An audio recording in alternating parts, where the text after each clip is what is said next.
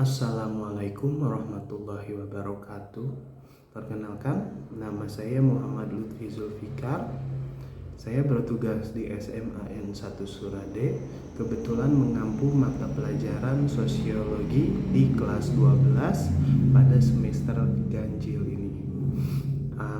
Kebetulan pada hari ini saya akan menjelaskan materi terkait dengan globalisasi dan perubahan komunitas lokal.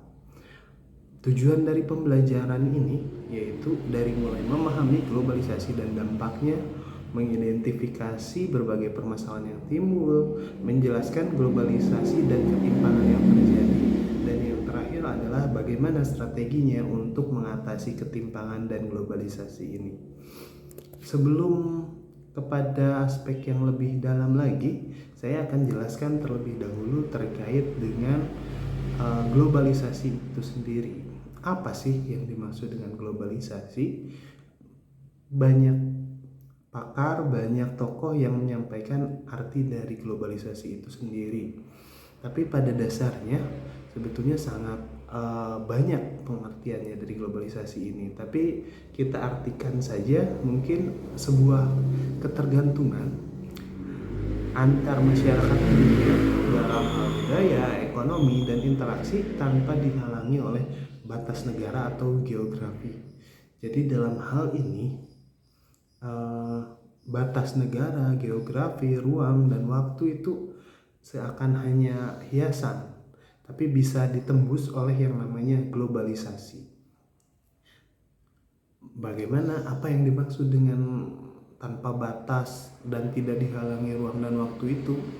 Yaitu ketika kita ambil contoh, ketika kita ingin menonton siaran langsung dari misalnya sepak bola Liga Inggris yang tentu dilaksanakannya di negara Inggris, sedangkan kita sedang berada di Indonesia, apakah tidak bisa melihat tayangan tersebut? Ternyata bisa, karena ada fitur live streaming dan kita bisa menonton dengan waktu yang sama ketika ada orang-orang yang di stadion di Inggris dengan kita yang di rumah nonton TV.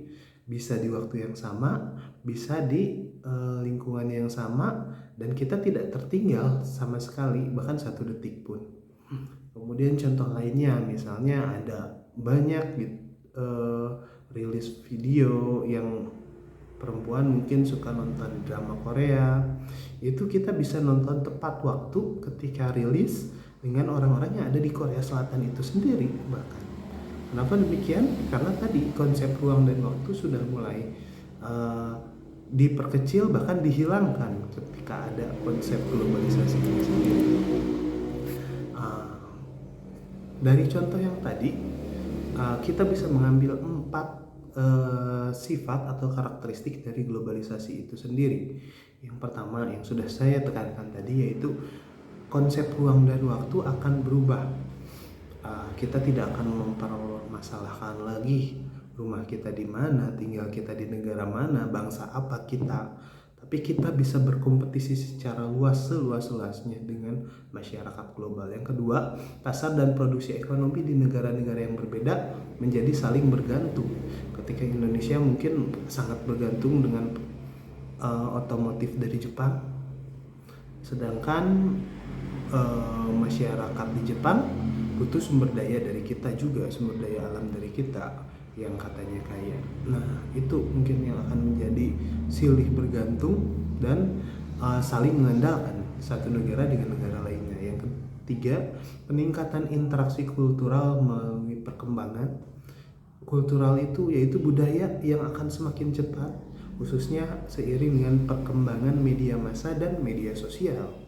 Jadi sudah tidak ada batasan lagi budaya, mau itu budaya Korea, India, Malaysia, kita sudah mengenal karena adanya film, adanya media sosial, sehingga kita tidak akan asing lagi terhadap budaya-budaya luar negeri.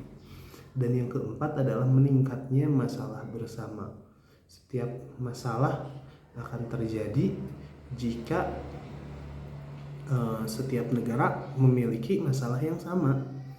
Contohnya apa? Seperti sekarang ketika terjadi perang antara Rusia dan Ukraina, Kenapa yang menjadi bermasalah semua negara? Kenapa harga BBM di Indonesia yang malah naik?